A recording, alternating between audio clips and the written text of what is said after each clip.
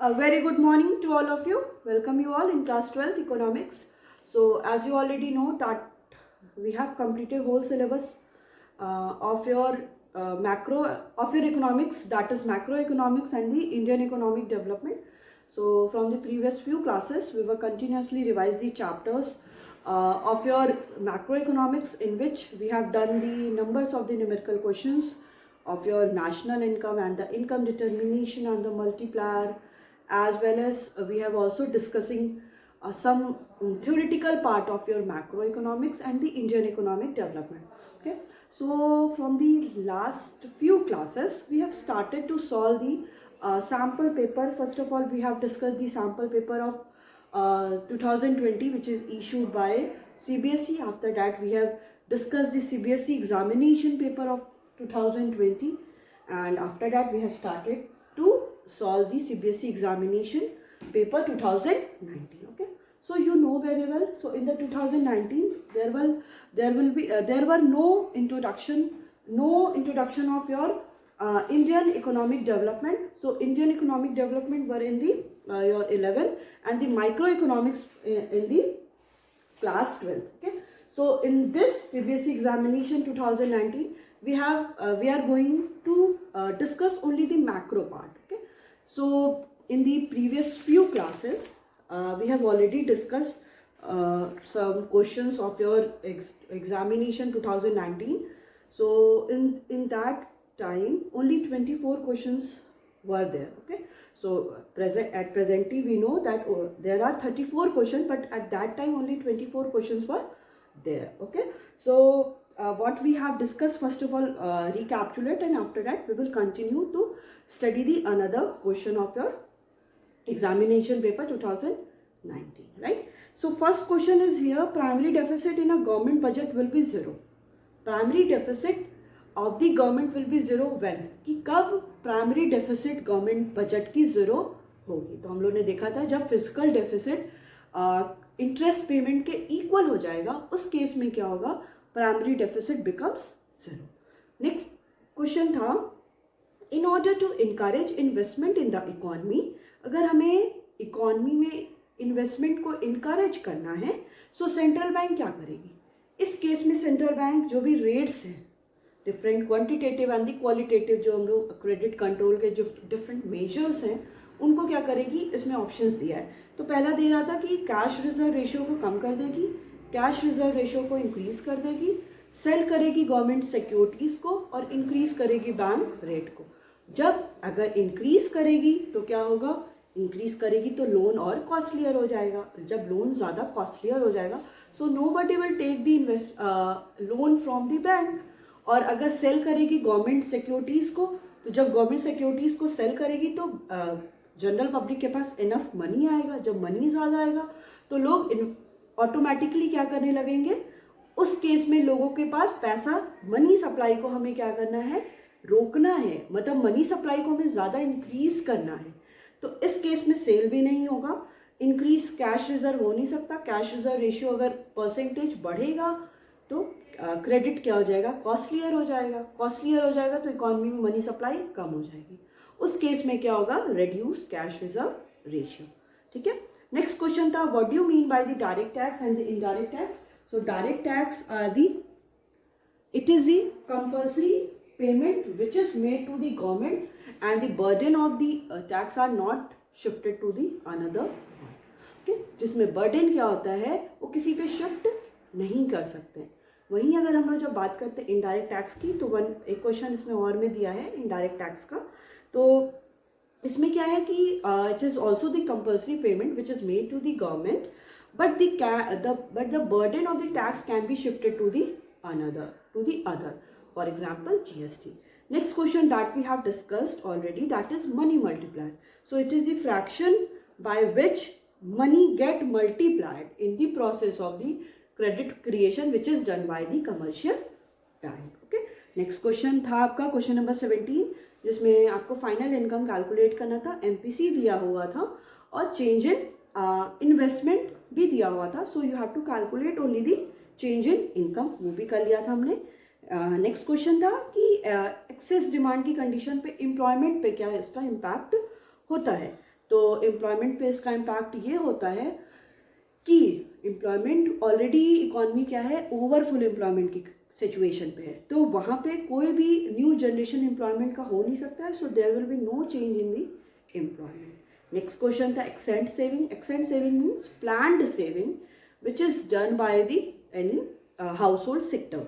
Full employment is a situation when the person are able and willing to do work at the existing wage rate is called the full employment. Autonomous consumption is independent level of income.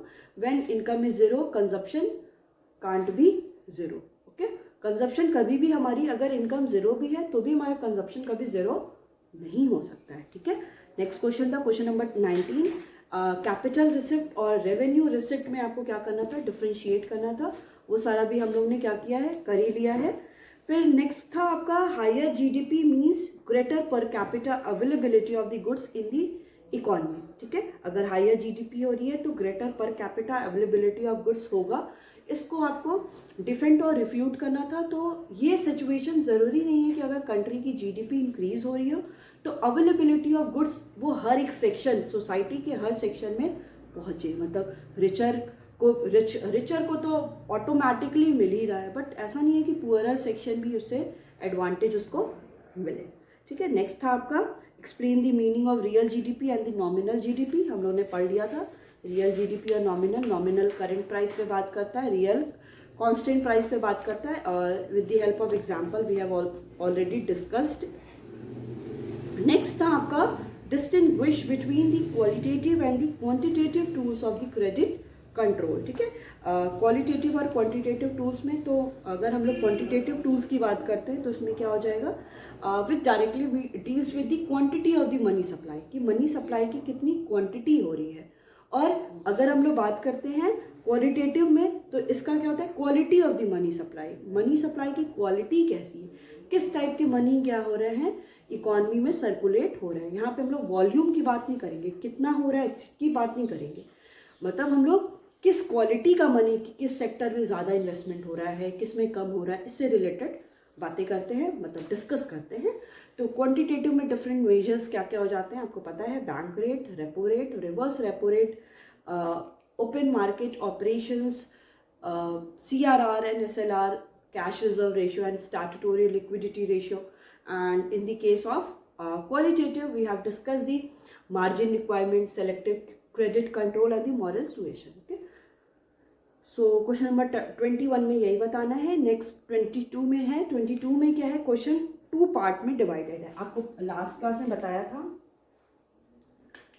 कि question number 22 से 24 तक ये question कितने marks का है, 6 marks का, ठीक है। सो क्वेश्चन नंबर 22 का पार्ट ए हमने पढ़ा था। पार्ट ए क्या था कि डिफाइन करना था आपको trade surplus and trade deficit.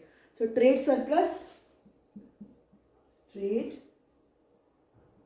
Surplus कौन सी कंडीशन होती है ट्रेड सरप्लस की, it is the situation when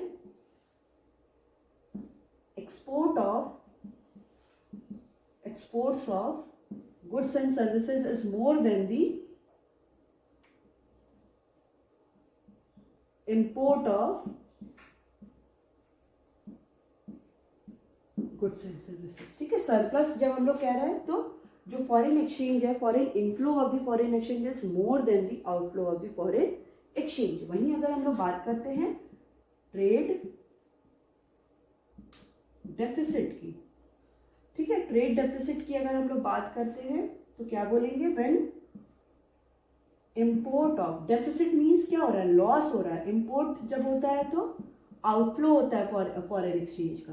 so when the import of goods and services is more than the export of goods and services,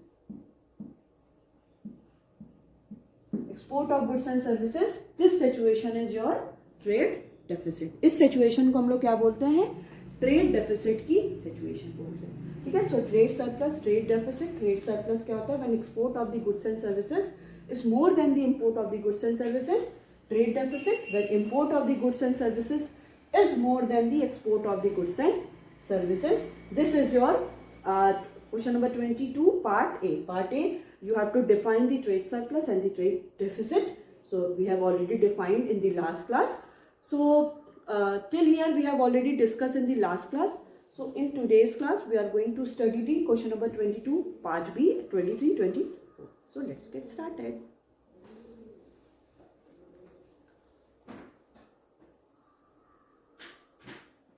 Okay, so question number 22 part B.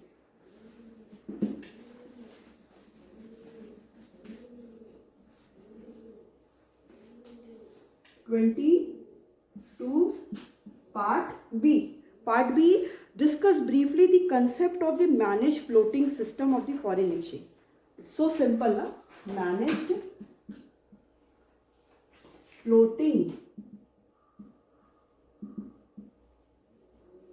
floating system of foreign exchange. System of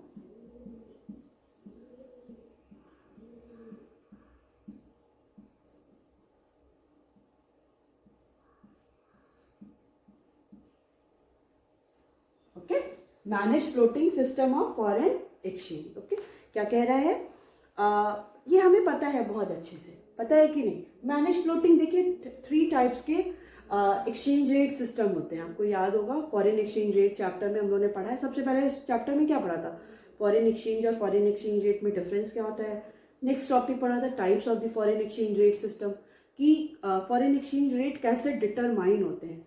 कैसे हम लोग बोलते हैं कि $1 अगर $1 ₹70 होगा कि $1 ₹75 होगा. तो ये फॉरेन एक्सचेंज रेट सिस्टम है क्या, किसकी बात करते हैं हम लोग. ठीक है, तो इसमें हमने पढ़ा था 3 टाइप्स होते हैं determination of the foreign exchange rate system. So first क्या था आपका फिक्स एक्सचेंज रेट सिस्टम, जिसमें जो भी फॉरेन एक्सचेंज होता है it is determined by the government. Government क्या करती है, वही डिटरमाइन करती है in the form of gold के फॉर्म में करती है. फिर ब्रेटन वुड्स सिस्टम में आपको याद होगा बताया था कि एक्सपो पहले क्या करते हैं, US डॉलर में कन्वर्ट करते हैं सारी कंट्री की currency, then converted into the gold. और इसी में टर्म एक हम लोग यूज करते हैं SDR, स्पेशल ड्राइंग राइट. ये सारा क्या होता है, इसमें सारा जो भी कंट्रोल होता है वो गवर्नमेंट करती है. ठीक है, डिटर्मिनेशन कौन होता है, गवर्नमेंट करती है. नेक्स्ट हमने पढ़ा था flexible exchange rate system. Flexible exchange rate system और फ्लोटिंग एक्सचेंज रेट सिस्टम, जिसमें हम लोग ने क्या पढ़ा था कि जो भी एक्सचेंज रेट सिस्टम होता है, एक्सचेंज रेट होता है कि $1 = 70 या $1 = 75 rupees, it is determined by the market forces. Market forces mean demand and supply. Demand और सप्लाई डिटरमाइन करते हैं, डिसाइड करते हैं कि $1 कितना होगा, या €1 की बात करते हैं, पाउंड की बात करते हैं, जिसकी भी बात करते हैं हम लोग. तो ये किसके थ्रू डिटरमाइन हो रहा है, आपके डिफरेंट डिमांड एंड सप्लाई की. नेक्स्ट जब हम लोग बात करते हैं managed floating system of the foreign exchange, इसमें हम लोग क्या बात करते हैं, मैनेज फ्लोटिंग में सिंपली इसको हम लोग बोलते हैं, ये होता है आपका कॉम्बिनेशन ऑफ बोथ मतलब both means fix exchange rate system और दी फ्लेक्सिबल एक्सचेंज रेट सिस्टम का ये कॉम्बिनेशन होता है. तो पहला इसका पॉइंट क्या हो गया,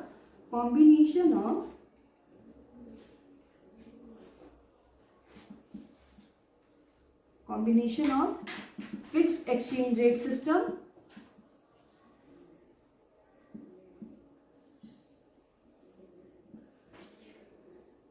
and flexible exchange rate system.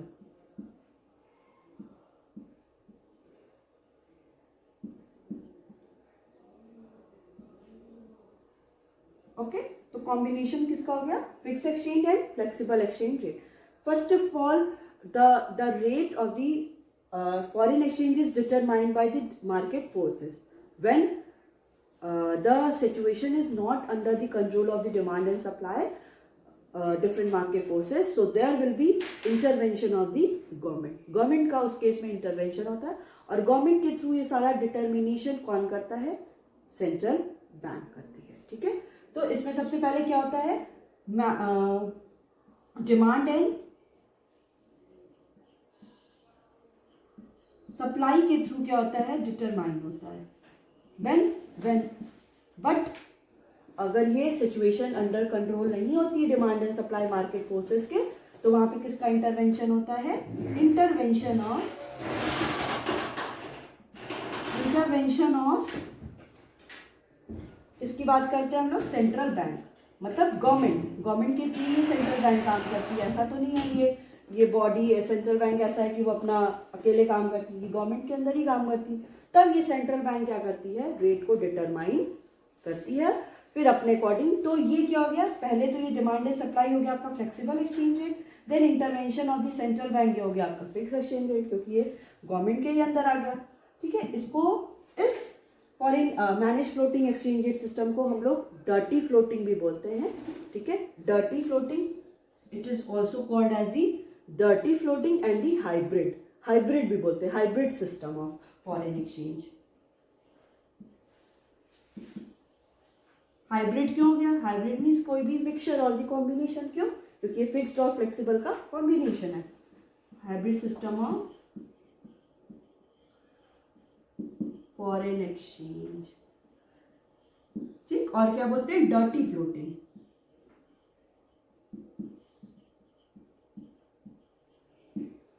Okay, तो ये हो गया आपका। देखिए क्वेश्चन नंबर 22 6 मार्क्स का क्वेश्चन था, दो पार्ट में डिवाइड था। तो एक पार्ट में आप लोग ने देख लिया कि ट्रेड सरप्लस और ट्रेड डेफिसिट की हम लोग बात करते थे, किए हैं। और सेकंड क्या, मैनेज फ्लोटिंग, आपको यही manage floating exchange rate system क्या है एक्सप्लेन कर देना है। फिर आपका ये 6 मार्क्स का क्वेश्चन क्या हो गया, ये कंप्लीट हो गया। ठीक है, अब बात हम लोग करते हैं next, that is question number 23। ये सारे इसके मेन पॉइंट्स है, इन्हीं पॉइंट्स को आपको एक्सप्लेन कर देना है। ठीक है, और कुछ भी नहीं है इसमें।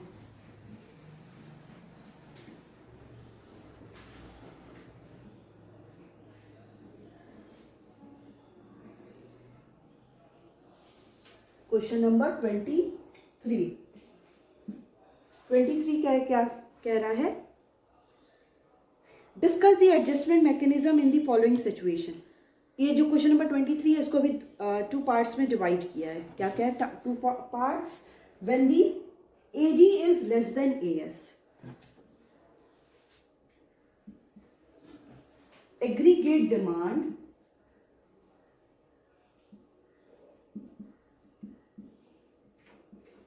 is lesser than aggregate supply। एकदम, ये तो आई थिंक अभी तक आप लोग एकदम रोट हो गया होगा कि वही टॉपिक, यही आई थिंक मेरे को लग रहा है 2020 में भी यही सेम क्वेश्चन आया, बहुत ज़्यादा डिफरेंस नहीं था। नेक्स्ट है आपका ex ante investment are greater than ex ante saving. Ex ante investment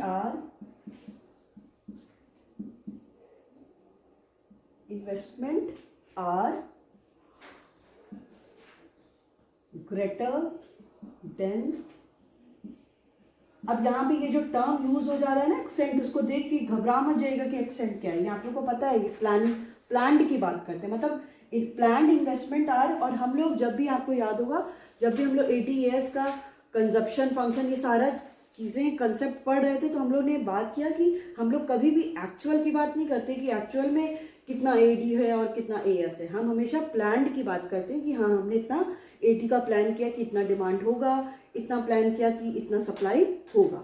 हम लोग कभी भी एक्चुअल की बात नहीं करते, हम हमेशा प्लान्ड की बात करते हैं। तो एक्सेंट इन्वेस्टमेंट हो गया, तो इतना उसके लिए एकदम फियर नहीं हो जाना है कि क्या है। समझ लीजिए planned investment are greater than planned saving, मतलब इन्वेस्टमेंट ज़्यादा हो रहा है एज कंपेरिजन टू सेविंग। और दोनों कंसेप्ट आपका, जब यहाँ पे if AD is less than AS, और ये क्या है, if I is greater than S। अब ये अगर AD is less than AS की कंडीशन है, तो ये क्या है, AD is greater than AS की। और कोई भी बहुत बड़ा इंपॉर्टेंट और बहुत टिपिकल क्वेश्चन नहीं था कि जिसका आंसर देना एकदम मुश्किल है कि हम कैसे लिखेंगे। और इसका आपको एडजस्टमेंट मैकेनिज्म लिखना है कि आप किसको क्या करोगे, कैसे एडजस्ट करोगे। जिसमें एडजस्टमेंट मैकेनिज्म में हमने क्या पढ़ा था, उसकी मीनिंग पढ़ी थी, मीनिंग पढ़े थे, उसका इम्पैक्ट पढ़े थे कि इकॉनमी पे उसका इम्पैक्ट क्या होगा, और उसका इम्प्लीकेशन पढ़े कि क्या होना चाहिए, मतलब हम इसको कैसे रिमूव करेंगे सिचुएशन। तो जब आपका डिमांड कम हो जा रही है सप्लाई से, मतलब लोग डिमांड नहीं कर रहे हैं, ज़्यादा सप्लाई हो रही है, ठीक है, आपको इसका मीनिंग लिख देना पड़ेगा. This situation is the demand of the any commodity becomes more than the supply of the commodity in an economy. Economy में ये सिचुएशन हो गई है, जो demand by the all the consumers in the market, जो भी consumer हैं market में जितने, वो लोग डिमांड कम हो गई है और सप्लाई ज़्यादा हो गई. तो इसका इम्पैक्ट क्या होगा? इम्पैक्ट ये होगा कि सप्लाई ज़्यादा हो रही है, कोई कमोडिटी क्या कोई परचेज नहीं कर रहा है, तो अनसोल्ड स्टॉक और दी अनसोल्ड इन्वेंट्री इंक्रीज हो रही है क्योंकि कोई सप्लायर तो सप्लाई कर रहा है बट उसको कोई परचेज नहीं कर रहा है, तो इन्वेंट्री क्या होगी किसी भी सप्लायर के पास, वो क्या होगी? इंक्रीज होती जाएगी. तो ये इसकी सिचुएशन हो गई कि यहाँ पे एग्रीगेट सप्लाई की, यहाँ पे कोई भी गुड्स को परचेज नहीं कर रहा है, तो स्टॉक जो भी सप्लायर के पास वो कंटिन्यूसली इंक्रीज होता चला जा रहा है. अब यहाँ पे हम लोग क्या बात करेंगे? यहाँ पे इसका इम्प्लीकेशन ये हो जाएगा कि इस केस में जो भी सप्लायर है, ठीक है, जो सप्लायर है वो क्या करेगा? वो कमोडिटी का प्रोडक्शन कम कर देगा ना. क्यों वो प्रोड्यूस करेगा जब उसको कोई यूज करने वाला है ही नहीं? तो वो प्रोडक्शन कम कर देगा. जैसे ही प्रोडक्शन कम करेगा, आउटपुट ऑटोमेटिकली, जब वो प्रोड्यूस कर नहीं रहा है तो आउटपुट भी प्रोड्यूस नहीं होंगे, and then employment will also be decrease. जो एम्प्लॉयमेंट हो रहा था, लोग मोर एंड मोर एम्प्लॉयड हो रहे थे, जब प्रोडक्शन होगा नहीं तो कोई भी सप्लायर किसी भी डिफरेंट एम्प्लॉयमेंट जनरेशन क्यों करेगा? तो यही इसका मैकेनिज्म हो जाएगा कि एम्प्लॉयमेंट भी रिड्यूस हो जाएगी. ठीक है, और फिर price will also be decreases. Next one is if the ex ante investment are greater than ex ante saving. जब इन्वेस्टमेंट क्या हो जा रहा है? ज्यादा हो जा रहा है सेविंग से. मतलब इन्वेस्टमेंट क्या हो रहा है कि लोग इन्वेस्टमेंट अब ज्यादा कर रहे हैं. इन्वेस्टमेंट ज्यादा कर रहे हैं. मैंने आप लोगों को बताया है कि जब भी इन्वेस्टमेंट ज्यादा है तो अपना पर्सपेक्टिव सोच लीजिए कि हम इन्वेस्टमेंट ज्यादा कर रहे हैं, हम पैसा ज्यादा इन्वेस्ट कर रहे हैं, मतलब डिमांड हम ज्यादा कर रहे हैं. सो एडी बिकम्स मोर देन दी एएस. अब यहाँ पे क्या होगा? जब एडी ज्यादा हो जा रहा है तो लोग क्या है, कमोडिटी का क्या करेंगे? गुड्स को और कंज्यूम करेंगे. तो जो भी स्टॉक है सप्लायर के पास वो कम होता जाएगा. होगा कि नहीं होगा? क्योंकि हम जब डिमांड ज्यादा करेंगे तो जो भी डिफरेंट गुड्स हैं उनका क्या होगा? वो लगातार परचेज कर रहे हैं ना, डिमांड लोगों की इंक्रीज हो रही है. अब इसका इम्प्लीकेशन क्या हो जाएगा? इम्प्लीकेशन ये हो जाएगा कि अब सप्लायर क्या होगा, उसको लगेगा कि सारा तो गुड्स कंज्यूम कर लिया जा रहा है, अब हमें क्या करना चाहिए? वो और ज़्यादा प्रोडक्शन करेगा. जब वो और ज़्यादा प्रोडक्शन करेगा तो बेसिकली जब प्रोडक्शन करेगा आउटपुट इंक्रीज होगा. आउटपुट इंक्रीज होने का मतलब है कि अब आउटपुट कैसे इंक्रीज होगा? वो एम्प्लॉयमेंट जनरेशन करेगा, एम्प्लॉयमेंट जनरेट करेगा ना. वो जब इंक्रीज किया, एम्प्लॉयमेंट जनरेशन हुआ, तो फिर सारा एम्प्लॉयमेंट जनरेशन हो रहा है, आउटपुट इंक्रीज हो रहा है. तो ये जो सिचुएशन है इन्वेस्टमेंट किसके? सप्लाई के इक्वल हो जाएगी. तो ये आपका क्वेश्चन है 23 का पार्ट ए, जहां पे क्या दिया है? पार्ट ए में है आपका कि aggregate demand is lesser than the aggregate supply. जब डिमांड क्या है? कम है सप्लाई से. And next one is accent investment.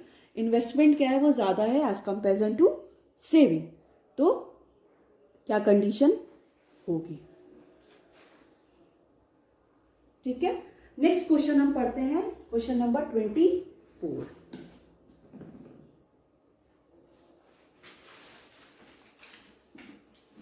Question number 24.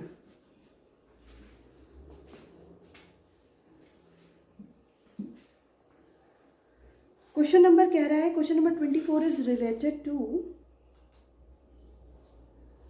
हाँ, क्वेश्चन नंबर 24 है, कह रहा है कि इसमें और में दिया है. एक कह रहा है डिफाइन द फॉलोइंग. डिफाइन करना है. पहला आपका वैल्यू ए है, value addition.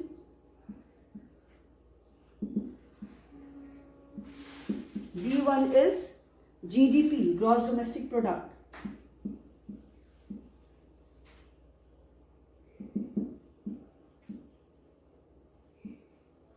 C is flow variables.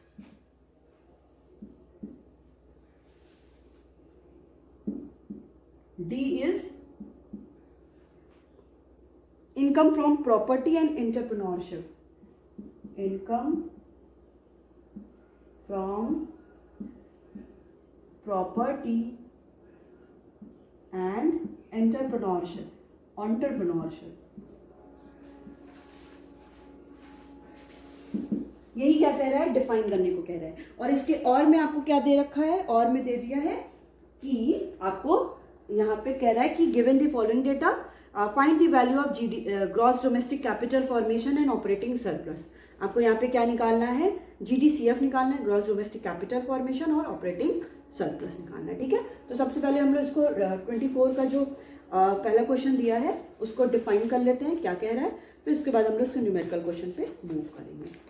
कह रहा है वैल्यू एडिशन। वैल्यू एडिशन देखिए आपको याद होगा कि किसका क्या होता है, वैल्यू एडिशन हम क्या कैलकुलेट करते हैं, value of output. Value of output के लिए हम लोग क्या करते हैं कि अगर हम लोग वैल्यू एडिशन निकाल रहे हैं मतलब जीवीए ग्रॉस वैल्यू एडेड, वो क्या होता है, it is the difference between the value of output minus IC, intermediate consumption. So it refers to the difference in the value of output and the intermediate expenses in the production. We arrive this by using product method of the national income measure. Okay, अब देखिए कैसे निकालते हैं हम लोग, पहले discuss करते हैं ए वैल्यू एडेड। मैंने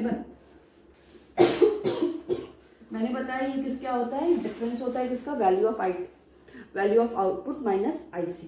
So value of output equal to the, value of output equal to sales plus change in stock.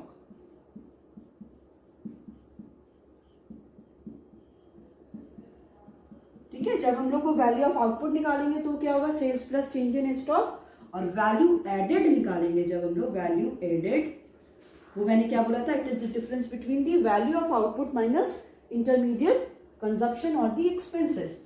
So value added is equal to value of output minus intermediate expenses. Okay, so value added क्या हो गया, value of output minus intermediate expenses. तो value added को कैसे define करोगे, value added it is the difference between the value of output and intermediate consumption and it is calculated by the product method of your national income. तो हम लोग यहाँ पे लिख देंगे value of output equal to sales plus change in stock.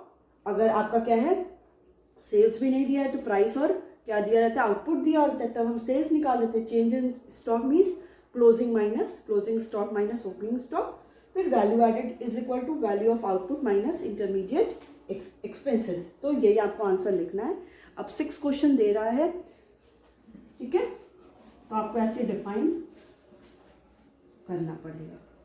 Next है आपका GDP, ये तो एकदम अच्छे से पता है, gross domestic product. It is the final value of all goods and services which are produced in an economy during a period of accounting year or the particular year. किसी particular year में कितने final goods and services produced हुए हैं, ठीक है, कह रहा है देखिए, it refers to the total value of the final goods and services produced within the domestic territory. हम लोग यहाँ पे डोमेस्टिक प्रोडक्ट की बात करें तो डोमेस्टिक टेरिटरी में कितने गुड्स प्रोड्यूस्ड हुए हैं इन अ फिजिकल ईयर में it only include the value of the final goods. हम लोग ऐसा नहीं है कि इंटरमीडिएट गुड्स को भी यहाँ पे ऐड कर लेते हैं, क्योंकि फाइनल गुड्स में ऑलरेडी उनकी वैल्यू एडेड है। अगर हम लोग दोबारा इंटरमीडिएट गुड्स की वैल्यू ऐड कर देंगे तो वो क्या हो जाता है, डबल काउंटिंग हो जाता है, और डबल काउंटिंग कभी भी नेशनल इनकम में इंक्लूडेड नहीं होता है, क्योंकि फिर वो क्या हो जाता है, जो फाइनल गुड्स हैं उनकी वैल्यू को इंक्रीज कर देता है। फाइनल जो आएगा हमारा रिजल्ट तब तो हमको अच्छा ही दिखेगा, प्रॉफिट दिखेगा ना, तो हम लोग कभी भी इंटरमीडिएट गुड्स की वैल्यू को कैलकुलेशन में नहीं लेते हैं, ठीक है। तो ये क्या हो गया, it is the value of all the final goods and services which are produced in an economy during a period of an accounting year, ठीक है। इसको जब हम लोग कैलकुलेट करते हैं तो हम लोग हमेशा फाइनल गुड्स एंड सर्विसेज की ही वैल्यू लेते हैं, ठीक है। तो अगर हम लोग को लिखना होगा gross domestic product,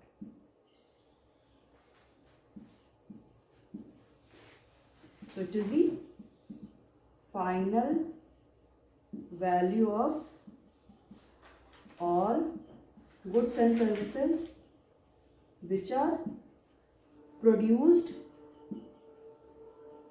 in an economy